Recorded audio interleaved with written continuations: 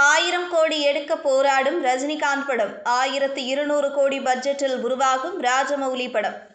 பிரபாஸை வைத்து பாகுபலி 2 படத்தின் மூலமா 1800 கோடி ரூபாய் வசூலை கொடுத்து டோலிவுட் சினிமாவை பாலிவுட்டை தாண்டி முன்னிலைக்கு கொண்டு வந்து நிறுத்தியிருக்காரு ராஜமௌலி.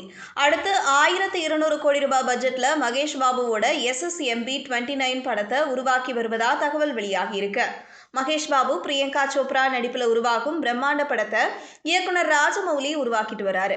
வரும் நவம்பர் மாதம் படத்தோட ஃபர்ஸ்ட் லுக் மற்றும் கிளிம்ஸ் வீடியோ வெளியாகும் அப்படின்னு எதிர்பார்க்கப்படுது.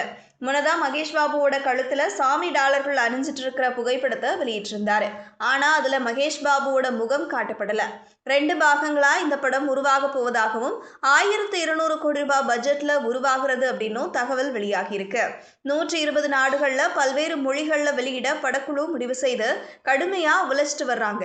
ஹாலிவுட் படங்கள் போலவே பர்ன் வேர்ல்டு வெற்றியை பெறவே ராஜமௌலி திட்டமிட்டு வர்றதாகவும் கூறப்படுது.